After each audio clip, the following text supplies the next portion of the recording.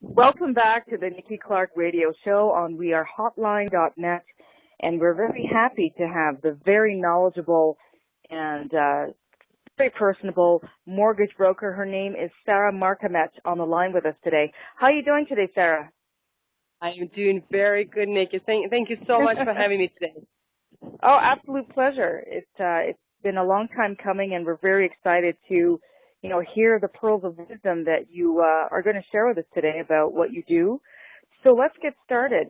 Can you tell us a little bit about your background to what you're doing today as a mortgage broker? Perfect. I certainly can share a little bit of that. So basically, myself and my husband, who's my business partner, Jonathan Tilger, are the broker owners in the brokerage in Mississauga. We have locations in Mississauga, Toronto, Stony Creek, and Guelph, along with my partner, Travis Daly. We basically have been helping Canadians save money when it comes to mortgage and home financing. Okay. And how long have you been doing this now? I've been doing this for a little bit over 8 years, so I'm on my 9th year now. So I started right at the time when the stock market and everything crashed in 2008, and around that time. Mm-hmm. And I must say it was probably one of the best times to get into this business. I mean, not that it wasn't before, but it's a time where really we've seen significant, changes in the mortgage lending practices. I mean, we've seen a lot of tightening in around that area, but we've also seen significant increase in real estate prices. You've probably seen a lot of that in the media, the bidding wars. So overall, it has been great, and we've been basically guiding Canadians on, ways of saving money, ways of qualifying for more, especially now when real estate prices are significantly higher, acquiring real estate properties. We do work with major banks, such as Scotia and TD, but we also work with many non-bank lenders, and quite often, the rates may be better. The terms sometimes could be a little bit more lenient, and it comes to, penalty charges, where I've seen some of the clients paying significant charges. We kind of talk to them up front about maybe avoiding that or saving that as much as possible. So it really is, we are full-fledged brokerage, with over 75 agents and a number of locations, just basically servicing, helping, and, using our knowledge to save Canadian consumers as much money as possible. That's fantastic. Now, tell me, what are the mistakes that people make when they're mortgaging their homes?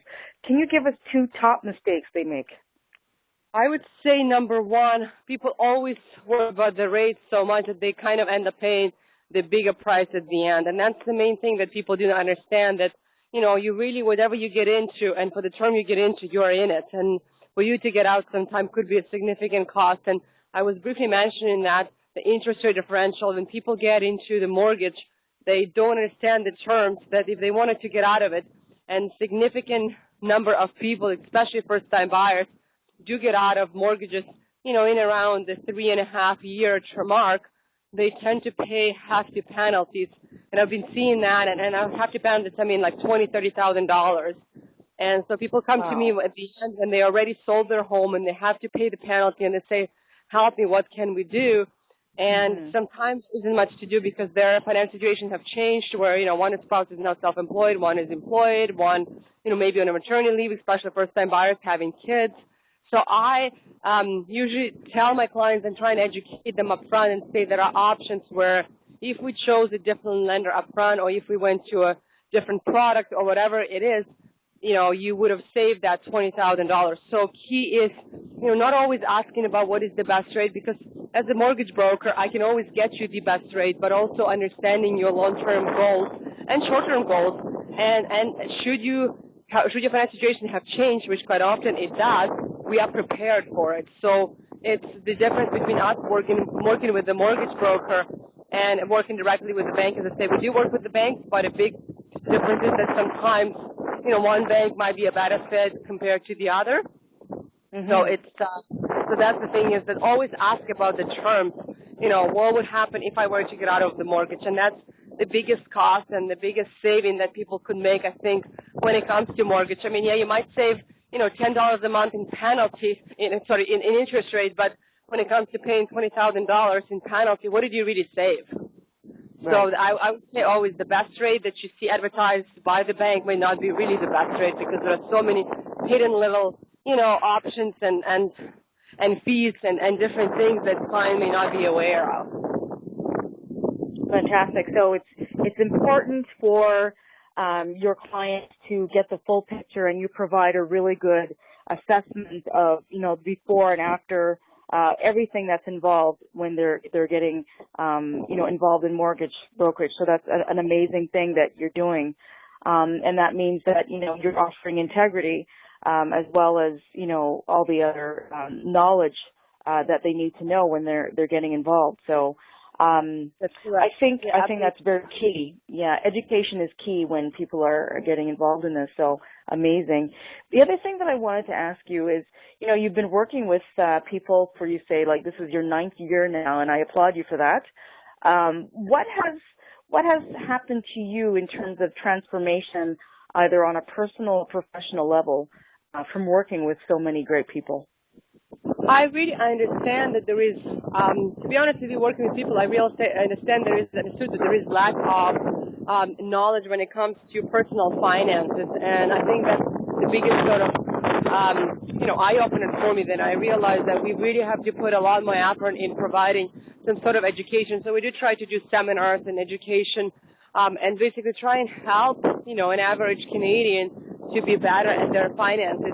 We've been sort of pretty loyal to Canadian banks, and just sort of we think if it's just, a big bank that we could reset and they have our best interest at heart. And you know what, the question always is, I think they have best interest for their shareholders, because that's really who they are responsible to. But, as a consumer, you really have to be more informed, more educated, what's best for you. And so that's sort of, for me, I realize there is, the need for that. So I try to do my best, and as I said, to go out and do seminars and do different things and just meet one-on-one with clients. And we're in the process of writing a book that I think would, again, help clients understand that there are options, that there are still 35-year amortizations in the industry, that there are still, ways to buy a rental property and there are different ways of qualifying rental income, and there are still ways of, being able to maybe approve for more and things like that, and maybe at the end save on that, penalty that, you're getting into. So that's the biggest thing, is for us to try and get out of there and help people and educate them as much as possible, and basically be a part of the community. And I mean, seeing so many of our clients who purchase investment properties or have gotten into multiple, have multiple properties, or basically bought bigger homes, or, have done really well financially. So it's really has been fantastic to see that, and being a part of the community, building that and supporting them in many ways. So I feel really good about it, and I think there isn't, we need more of that, right? I wish we do provide better education for our children in high school, so when they get out to the real world, I do think that science and everything else is important, but personal finance, I think that's something that they have to deal with on a daily basis. Out on their own when they go to universities, when they get the first credit card. It's like, how do they manage their debt? What are they doing? How are they protecting themselves? How are they saving? How are they basically, enriching themselves, and their families in the future, right? I think it's very, very important, and I wish that, more of this is being done for our communities. I agree with you completely. Yes, it's so important that children, when they graduate high school and getting into college, university, that they're prepared for the real world, because that's when they start to get trapped in credit applications. They start at university, and if they're not managing their money, then they get into debt very early. So that's a very important thing that you said, definitely. So Sarah, I pardon me. Yes, that's correct. That's exactly what I would say. That's number one priority should be, for us, not only saying that teach them science and, everything else, but it's let's teach them, a little bit of personal finance. Exactly. No. And do you do that for that age range? Would you be offering a workshop for youth on credit or financial planning?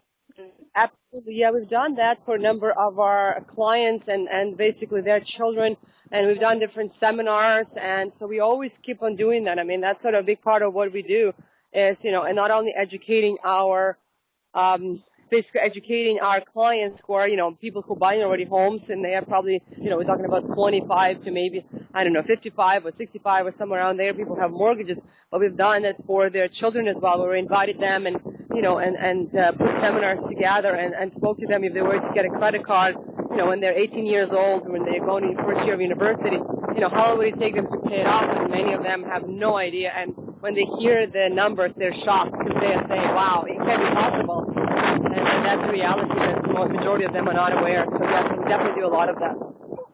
Okay, fantastic. Sarah, I know that you're very busy, and I want to thank you again for taking the time to share with us. So how can people get in contact with you?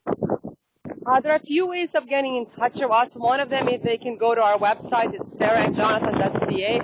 They can call us directly at our number at 647-342-6065, 647-342-6065.